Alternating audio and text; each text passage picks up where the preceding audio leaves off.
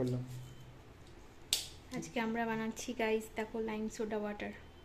Lime soda water বানানোর জন্য লাগছে স্প্রাইট, পাতিলেবু আর জলজিরা।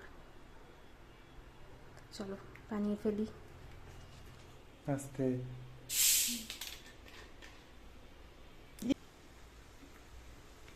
ঠিক আছে, বানিয়ে আমি আগে দেখবো টেস্টটা কেমন হয়।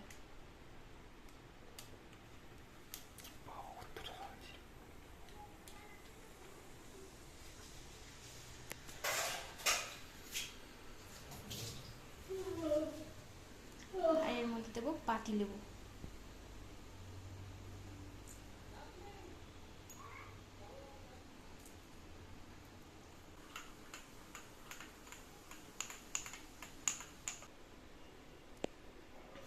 হেভি হয়েছে, দারুণ হয়েছে, তোমরাও ট্রাই করে দেখো।